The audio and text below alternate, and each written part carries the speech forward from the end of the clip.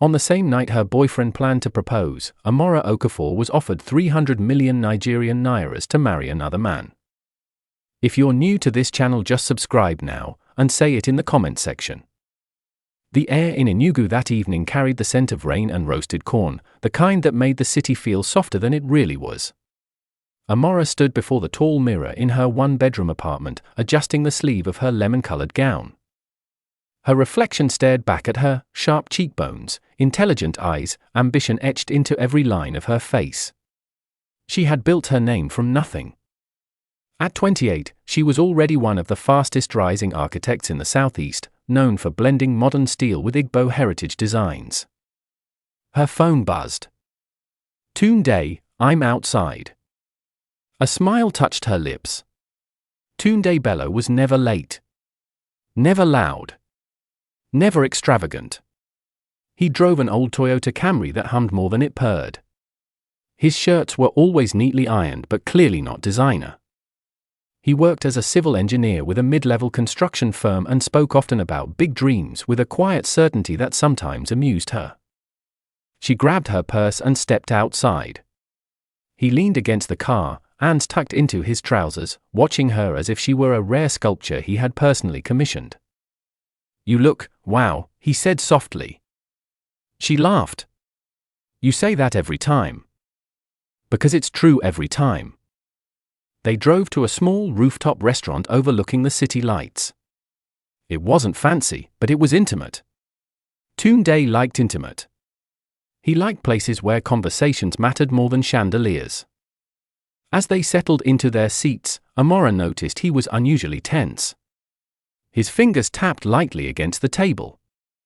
Are you nervous? She teased. A little. About what? He hesitated, then smiled. Life. Before she could press further, her phone vibrated again. Unknown number. She ignored it. It rang again. Take it, Tunde said. It might be important. She excused herself and stepped aside. Miss Amara Okafor. The voice was deep, authoritative. Yes, speaking. My name is Chief Balogun. I believe you received my assistant's message earlier this week. Her eyebrows tightened. She remembered. A strange invitation to discuss a life-changing proposal. She had dismissed it as spam. I don't think It concerns 300 million Nigerian nairas. Silence swallowed her.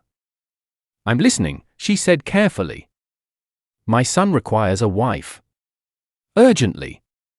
A legal union to secure a strategic family business deal. No romance is required. It will be a mutually beneficial arrangement. You will be compensated 300 million Nigerian nairas immediately upon agreement. She laughed instinctively. Is this some kind of joke? No, Miss Okafor. I do not joke about money. Especially not that amount. Her heartbeat quickened. Why me? You are educated. Reputable. Scandal-free. From a respectable family. And you are not already married. And your son? A private man. Discreet. Powerful. You will lack nothing. The line went quiet for a moment. Then her phone chimed. A bank alert notification preview flashed across her screen. 300 million Nigerian nairas credited. Her breath caught. Her hands trembled as she opened her banking app. The numbers glowed unmistakably.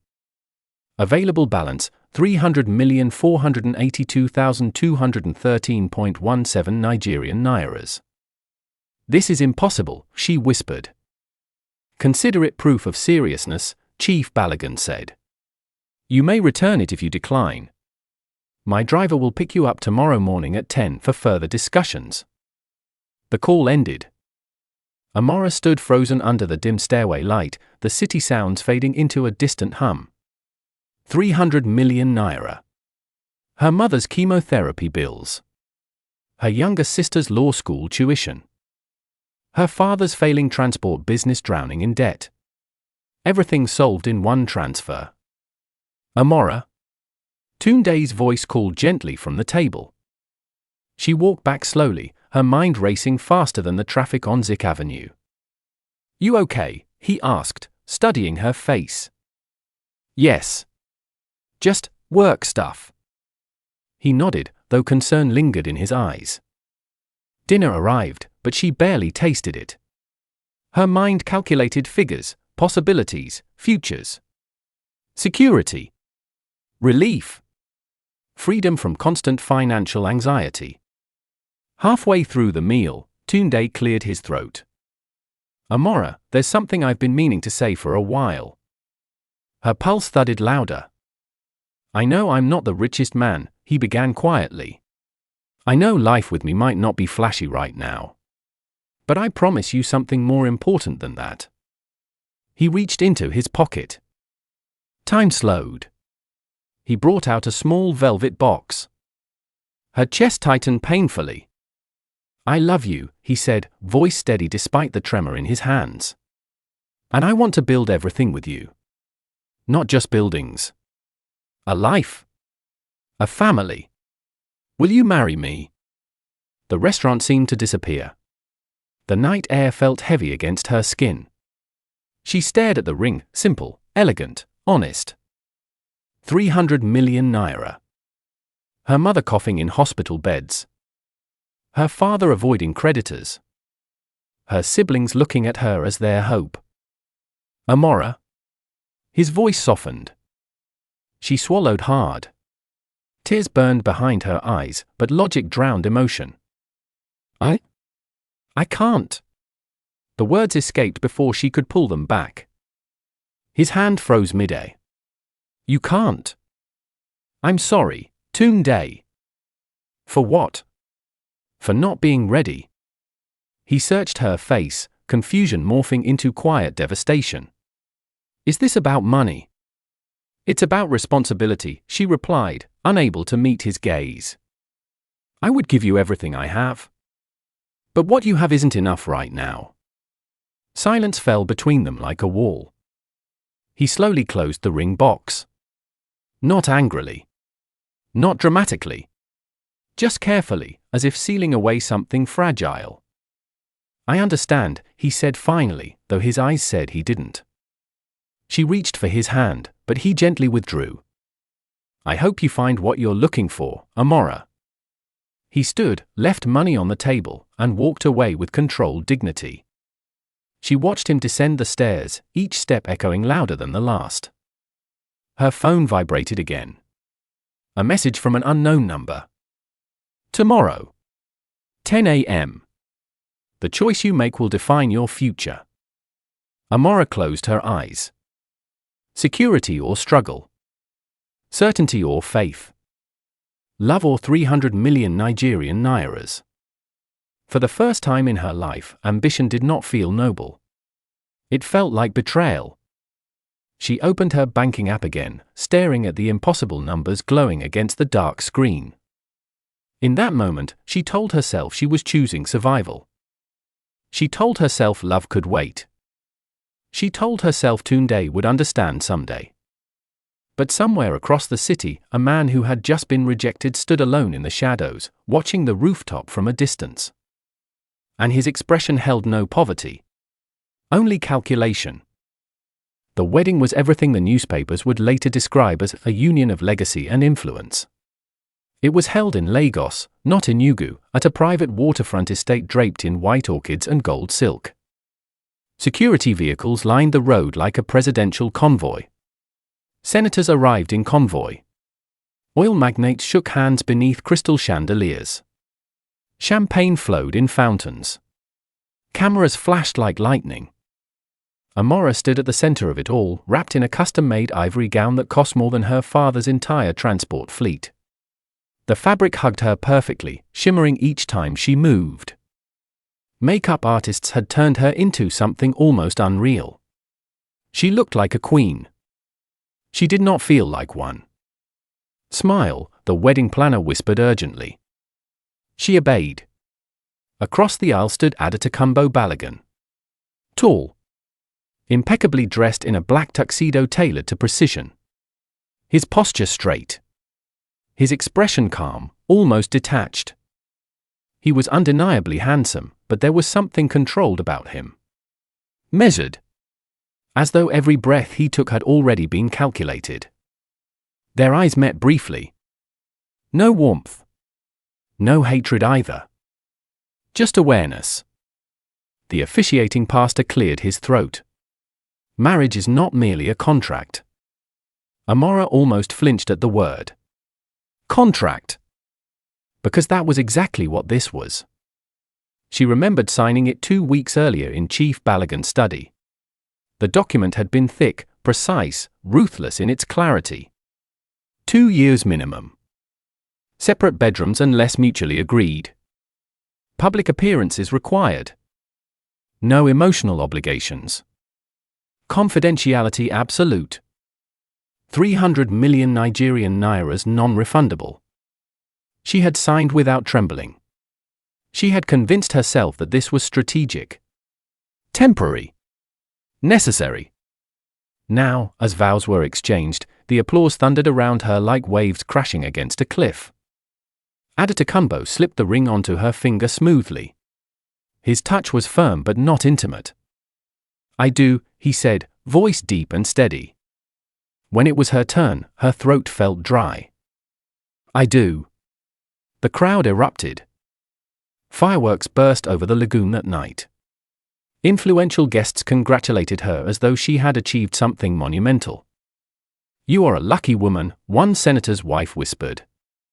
"Yes," Amara replied automatically. "Very lucky." The reception hall glittered under massive chandeliers imported from Italy. Live musicians performed soft high-life music. Waiters in white gloves floated between tables carrying trays of delicacies. Chief Balogun approached her with a satisfied smile. "Welcome to the family, my dear." "Thank you, sir." "You made the right decision." She nodded, though something in her chest tightened. Adetokunbo barely lingered beside her. He greeted dignitaries, handled conversations about offshore investments and infrastructure bids, signed documents even during the reception. He was a groom running a board meeting disguised as a celebration. Later that night, when the guests had thinned and the noise softened into distant murmurs, they arrived at the Balogun mansion in Ikoyi. It was less a house and more a monument, marble floors, towering glass walls, a staircase that curved like a sculpture. A housekeeper bowed slightly. "Good evening, Ma." The staff's tone carried an unusual depth of respect. Not the superficial politeness she expected. Something more intentional. Adetokunbo handed his jacket to an attendant. "Show Mrs. Balogun to her suite." Suite. Not bedroom. She followed the housekeeper upstairs. The door opened to reveal a luxurious room larger than her old apartment. A king-sized bed untouched. A balcony overlooking the water. A walk-in closet already stocked with designer clothes in her exact size. How did they know her measurements? The door clicked softly behind her. Minutes later, there was a gentle knock. She opened it to find Adetokunbo standing there. "For clarity," he said calmly, "your comfort is prioritized here. No one will disturb you. If you need anything, inform the staff." "That's it?" she asked quietly. "What else would you prefer?" She searched his face. Most husbands might attempt conversation on their wedding night. A flicker, almost amusement, crossed his eyes. Most husbands marry for different reasons. "Do you regret this?" Regret is inefficient. His answer unsettled her. "Good night, Amara." He walked away before she could respond. Days turned into weeks. Life inside the mansion was structured, precise. Breakfast appeared at exactly 7. Drivers waited without being summoned. Invitations to high-profile events arrived daily. Yet something felt observed. Executives visiting the mansion greeted her with subtle deference. Not just because she was the boss's wife. Their eyes lingered with curiosity. Almost recognition. At a corporate gala, she overheard a whispered exchange between two board members. "That's her." "Yes. The one from Enugu." "She doesn't know." "Apparently not." She stepped closer, but they immediately shifted the topic. Back home one evening, she wandered into the private library searching for architectural journals. The room smelled of leather and polished wood. As she reached for a book, voices drifted from the adjoining office. "Sir, should we continue monitoring Mr. Tunde Bello?" Her heart slammed violently against her ribs. Silence.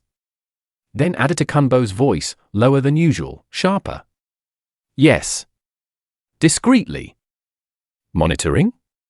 Why would her husband monitor Tunde? She leaned closer to the door, pulse roaring in her ears.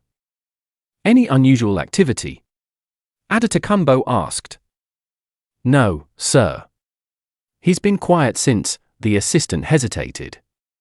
"Since the proposal incident." "Proposal incident?" Her stomach twisted. "Good," Adetokunbo replied. "Keep it that way." His tone was calm. Controlled. But something about it felt familiar. A rhythm in his speech. A cadence she had heard before. Her breath caught. The door handle shifted slightly, and she quickly stepped back, pretending to examine a painting. The office door opened.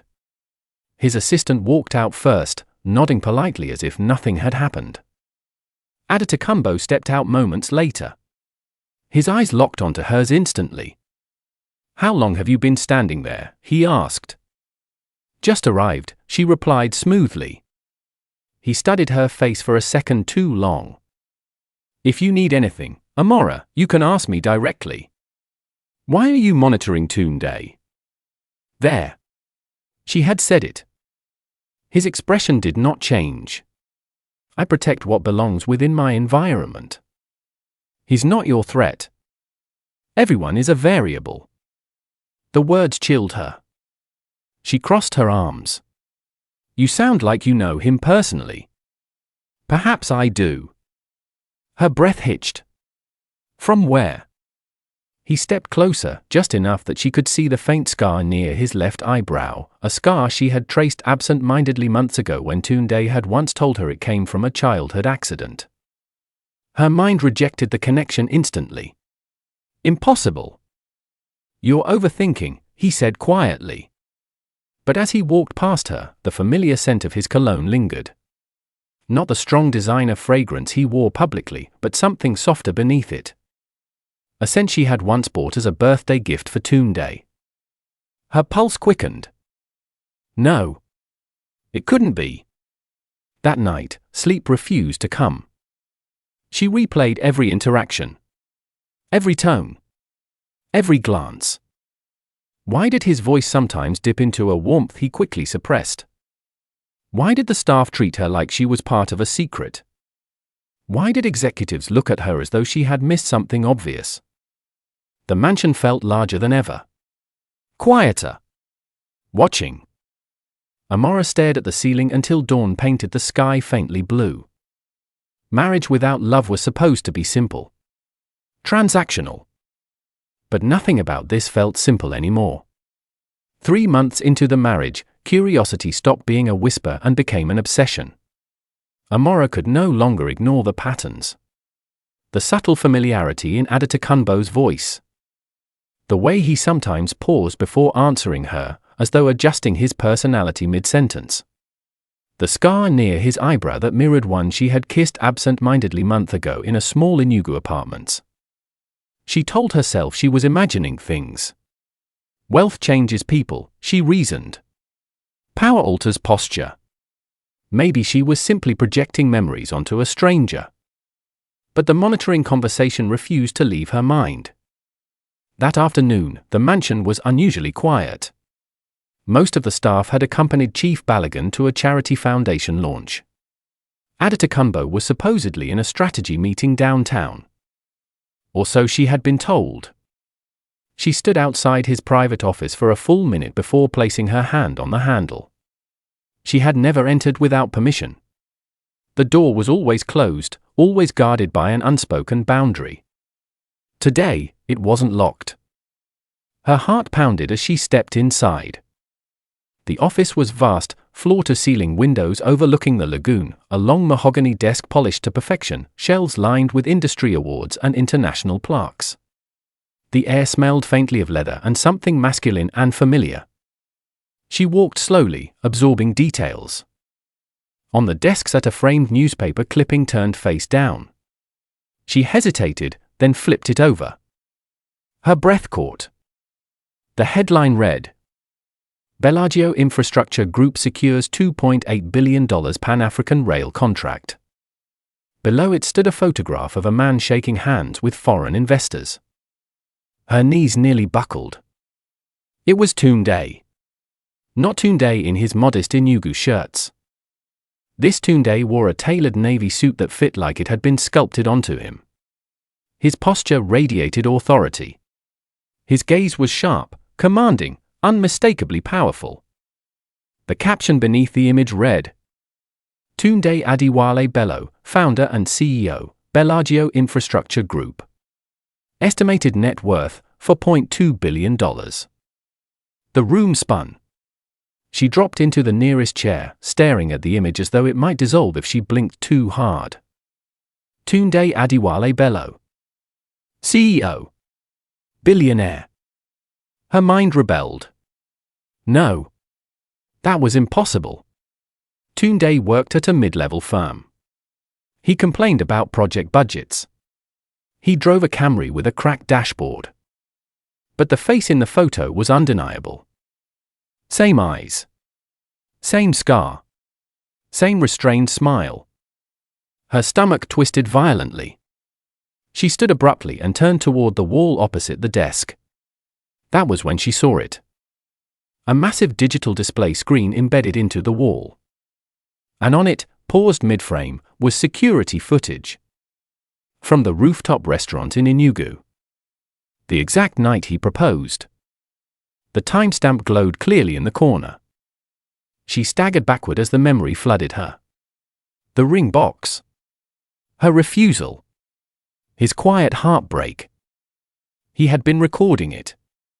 Or watching it. Her pulse roared in her ears. The office door clicked softly behind her. You weren't supposed to see it like this. The voice was calm. Controlled. She turned slowly. Adetokunbo stood at the doorway, jacket removed, sleeves rolled up slightly. His eyes were no longer detached. They were steady. Direct. Or should I say, he continued quietly, you weren't supposed to find out this way. Her voice trembled. Tunde? The name hung in the air between them like fragile glass. He didn't deny it. Instead, he walked toward the desk and tapped a button. The screen switched from security footage to a corporate profile. His image filled the wall again, Tunde Adewale Bello. Why? She whispered. He leaned against the desk, folding his arms. Because I needed to know. To know what? If you loved me. Tears welled in her eyes, but she refused to let them fall. You lied to me. I simplified myself. You deceived me. I protected myself. Her chest tightened. For how long? From the beginning. She shook her head, struggling to breathe. The apartment. Owned by one of my subsidiaries. The job? A minor branch under my group. The Camry. He gave a faint smile. Intentionally unimpressive. Anger flared inside her. So I was an experiment. His expression hardened slightly. No. You were a possibility. She laughed bitterly. And when I failed your test? He straightened. You didn't fail. You chose. The word struck harder than shouting would have. You offered me 300 million Nigerian nairas, she said, voice rising. You orchestrated that entire scenario. My father made the formal approach, he replied calmly. At your request. Silence confirmed it. Her legs felt weak. You humiliated me. No, his tone sharpened for the first time. I gave you freedom. Freedom. Yes. Freedom to choose security over me. Or me over security. You cornered me. I gave you exactly what you thought you needed. Her tears finally spilled. My mother was in the hospital. My father drowning in debt. My siblings depending on me. I know. The certainty in his voice startled her. You know. I have known everything about your family from the day we met. Her breath hitched. I made sure your mother received the best oncologist, he continued. Anonymously. She stared at him in disbelief. Your father's largest creditor withdrew his case last month. That was you? Yes. Her mind reeled. Why? Because I loved you. The simplicity of the statement shattered her composure. I didn't need your money, he said quietly. I needed your heart. She sank into the chair again, shaking. The 300 Nigerian nairas million. My money. And the wedding. A calculated move. She looked up at him slowly. So you married me to prove a point. He walked closer, stopping a few feet away. I married you because even after you rejected me, I still couldn't let you go. The confession hung heavy between them. You could have told me the truth, she whispered. And risk you loving the wealth instead of me. I wasn't like that. You said no, he replied quietly. The memory cut deeply. If I had stayed poor, he asked softly, would you have stayed? Her mouth opened, but no answer came. Because the truth was complicated. She had loved him. She had. But fear had been louder than faith. Responsibility heavier than romance. He exhaled slowly. I needed to see what mattered most to you. And now? Now I know. Pain flickered across his face, quickly masked by composure. You think I chose money because I'm shallow, she demanded. I think you chose survival, he replied evenly. But survival isn't the same as love. Silence filled the office, thick and suffocating. She looked back at the image of him on the screen, powerful, confident, untouchable. You watched me break your heart, she said. Yes. And you felt nothing. I felt everything. His voice lowered. But I also felt clarity. Her shoulders trembled. So what am I now? Your wife? Or your lesson? He stepped even closer. You are my wife. Legally, she corrected. For now. The implication settled heavily. You can annul this, she said weakly. Expose me. Ruin me. He shook his head. I don't want revenge. Then what do you want?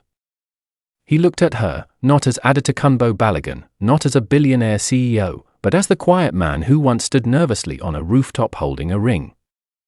I want to know if there is any part of you that would choose me without the money. Her heart ached painfully. Because she didn't know. Not yet. The silence in the office lingered long after his question settled between them. I want to know if there is any part of you that would choose me without the money. Amara felt as though the ground beneath her identity had shifted. Everything she thought she understood about love, about sacrifice, about strength, was suddenly fragile. You don't get to ask me that like I'm the only one on trial, she said finally, her voice steadier than she felt. Tunde, because she could no longer see him as Adetokunbo, watched her carefully.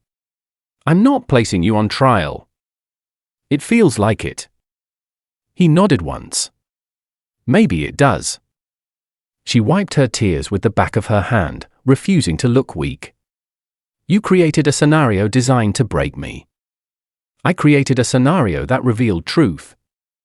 Your truth, she corrected sharply. He inhaled slowly, as though choosing his next words with precision. Amara, do you know how many women have smiled at me because of my surname? How many families have tried to attach themselves to my wealth? I needed to know that when someone looked at me, they saw a man, not an empire. And you decided deception was the way to find that. It was the only way to remove the noise. She shook her head, pacing now. You could have trusted me. I did trust you. Then why test me? Because trust without verification in my world is recklessness. The honesty in his tone disarmed her. She leaned against the desk, staring at the image of him on the screen. You let me think you were struggling. I was building quietly, he replied. Bellagio infrastructure has existed for years. I simply chose to meet you without the weight of it. Why me? She asked softly. Out of all the women in Lagos, Abuja, London, why approach an architect from Enugu? A faint, genuine smile touched his lips. Because you argued with me the first day we met. Despite herself, she remembered. A construction site consultation in Enugu. She had challenged his structural calculations without hesitation. He had seemed impressed rather than offended. You weren't intimidated, he continued. You weren't impressed either. You were focused. Driven. Honest. And yet I still chose the money, she said bitterly. He didn't respond immediately. You chose relief, he said at last. You chose to remove pain from your family's life. But I hurt you in the process. Yes. The simplicity of the answer cut deeper than accusation. She crossed her arms tightly. When you sent that 300 million Nigerian nairas, did you already know I would accept? He looked at her carefully. I knew it would be difficult for you not to. So you stacked the odds against me. I gave you the exact temptation the world would eventually present. And when I failed, you revealed what pressure does to you. She let out a shaky laugh. You talk about this like a business case study. His jaw tightened slightly. Emotion doesn't remove reality. Reality, she repeated. Reality is that you humiliated the woman you claim to love. He stepped closer again, his composure slipping just slightly. Do you think it was easy for me to stand there with a ring knowing you might say no? Do you think I didn't hope you would choose me regardless of the money? His voice lowered. That night broke something in me too. The confession softened her anger, though it did not erase it. You could have walked away, she whispered. Yes. But you didn't. No. Why? He hesitated for the first time since she had known him. Because even after you said no, I still saw the woman I fell in love with. And I needed to know if she was still there beneath the fear. Her chest tightened painfully. I never stopped loving you, she admitted quietly. He closed his eyes briefly at that. Love that collapses under pressure is fragile.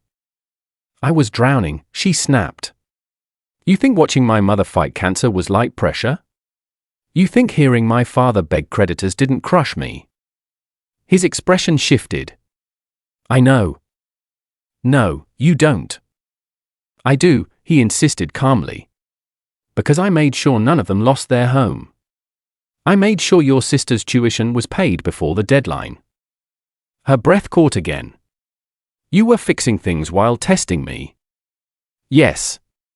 Why not tell me? Because if I solved your problems openly, you would have felt indebted. She fell silent. He wasn't entirely wrong. The room felt smaller now, the truth crowding the air. So what happens next? She asked finally. He studied her for a long moment. That depends. On? On whether this marriage remains a contract, or becomes something real. Her heart pounded. You're serious? Yes. You still want this? I don't believe in discarding investments easily, he said, then softened. And I don't discard love at all.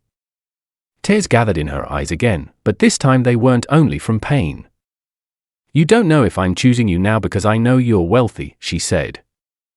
I don't, he admitted. That must terrify you. It does. The vulnerability in his voice was new. Raw. She walked toward the window, staring out at the lagoon. When you proposed, I saw a future filled with struggle. I panicked. I chose certainty. And now? Now I see that certainty was an illusion. He waited. I don't want your money, she said slowly. I want honesty. You have it. No more masks. No more tests. He nodded. Agreed. And no more surveillance on Tunde Bello, she added pointedly. A faint smirk touched his lips. Understood. For the first time since entering the office, the tension eased slightly. They stood there in silence, not as billionaire and beneficiary, not as tester and tested, but as two people stripped of pretense. Do you regret saying no? He asked quietly. Yes, she admitted without hesitation. The honesty hung between them like a fragile offering. And if I had remained the man in that Camry? She met his eyes. I don't know who I would have become. But I know I would have fought harder. He studied her carefully, as if weighing sincerity. I can't erase what happened, she continued. But I can decide what happens next. And what is that? She took a deep breath. I want to learn you again. Without fear. Without contracts defining us. His gaze softened, but caution remained. Trust takes time. I know. And I won't beg for it. I wouldn't respect you if you did. A faint, almost genuine smile appeared between them, small but real. For the first time since the revelation, the air didn't feel suffocating. It felt uncertain, but possible. Not because the past had been undone, but because the truth had finally been spoken. Living under the same roof after the truth felt different. Not easier. Just honest. The mansion no longer felt like a gilded cage, it felt like a testing ground stripped of illusions. There were no more disguises, no more layered identities. Tunde no longer switched between Adetokunbo and the quiet civil engineer. He was simply himself, measured, observant, powerful, and unexpectedly restrained. For the first time, Amara began seeing the weight he carried. Board meetings started at dawn. International calls stretched past midnight. Decisions involving billions rested on his approval. Yet he moved through it all with the same calm composure she once mistook for simplicity. One evening, she found him alone on the balcony overlooking the water, jacket off, tie loosened. The city lights reflected in his eyes. You look tired, she said softly. I am, he admitted. She joined him, leaning against the railing. Why didn't you ever show me this side? Because I wanted you to fall in love with the man, not the machine. She studied him. You're not a machine. He gave a faint smile. In my world, emotion is often considered weakness. And is it? Sometimes. She shook her head. Not here. Silence stretched between them, but it was no longer hostile. Days turned into weeks. They began having real conversations about architecture, about infrastructure, about the future of Nigerian cities. He asked her opinions during strategy sessions. Not as a formality. As respect. One afternoon, he placed a file in front of her. What's this? She asked. A proposal for an eco-housing development in Enugu. Her eyes widened. You're expanding there. I was waiting for the right architect. She looked up at him slowly. You want me to design it? If you're willing. Her heart swelled, not because of the scale of the project, but because he wasn't handing her money. He was offering partnership. I am, she said firmly. For the first time, she felt useful in his world, not like an accessory, not like a beneficiary. Yet beneath the progress, something unspoken lingered. One night, months after the revelation, Tunde walked into her suite holding a document. His expression was composed but distant. I've been thinking, he said quietly. Her stomach tightened. About freedom. He placed the document on the table between them. Divorce papers. Her chest constricted painfully. You're ending it? I'm giving you a choice. She stared at him, confused. He continued, when we married, it was under pressure. Under manipulation. I don't want you staying because of guilt. Or because you feel obligated. Her voice trembled. I'm not here because of guilt. I need certainty, he replied. He took out his phone, tapped a few buttons. A notification sound echoed from her own device. Her heart pounded as she picked it up. 300 million Nigerian nairas credited. She looked up at him in disbelief. What is this? The same amount. No conditions. No contracts. Why? So this time, if you walk away, it won't be because you're afraid of poverty. Tears filled her eyes. You think I'd leave for money again? I think fear makes people unpredictable. And you're still afraid. Yes, he admitted without hesitation. The vulnerability in his voice hurt more than anger would have. I don't want a wife who feels rescued, he continued. I want a partner who chooses me when walking away would be easier. She picked up the divorce papers with shaking hands. The pages blurred as tears fell freely now. You're asking me to break my own heart, she whispered. No, he corrected gently. I'm asking you to prove it wasn't broken to begin with. Silence swallowed the room. She thought about the rooftop. The ring. Her refusal. The relief she felt when the money hit her account. The shame that followed. She thought about the past months, the late-night conversations, the shared laughter over design concepts, the quiet support he gave without announcing it. I don't love your money, she said through tears. I know you don't now, he replied softly. But I need to know you wouldn't if it disappeared. She looked at him steadily. If it disappeared, would you still be the man who challenged my blueprints in Enugu? A faint smile touched his lips. Yes. Then my answer is the same. He didn't move. He didn't assume. Instead, he stepped back. Take your time. The next morning, the staff watched quietly as Amara packed a suitcase. No one asked questions. No one interfered. Tunde stood at the base of the staircase, hands in his pockets. His expression unreadable. I won't stop you, he said calmly. She nodded. The car drove her out of the mansion gates. The city felt different now, not overwhelming, not glittering. Just real. She went straight to her bank. Transfer the 600 million Nigerian nairas back, she instructed firmly. The banker blinked in disbelief. All of it? Every kobo. Her hands did not tremble this time. From there, she went to Bellagio Infrastructure's headquarters. The building towered above Victoria Island like a monument to ambition. Security attempted to escort her to reception, but she shook her head. Tell the CEO Amara Okafor is here. Not Mrs. Balogun. Minutes later, the elevator doors opened. Tunde stepped out. No entourage. No assistants. Just him.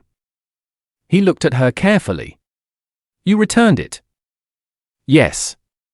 Why? Because I refuse to let money define my love story. He stepped closer, searching her face for doubt. I'm not here as your wife, she continued. Not as a beneficiary. Not as someone trying to secure comfort. Then why are you here? She met his gaze steadily. Because I choose you. Without contracts. Without fear. Without 300 million Nigerian nairas waiting in the background. The lobby fell silent around them. For a long moment, he said nothing. Then he exhaled slowly, the kind of breath a man releases when something heavy finally lifts. This time, he said quietly, I believe you. And for the first time since that night on the rooftop in Enugu, love no longer felt like a transaction. It felt like a decision freely made.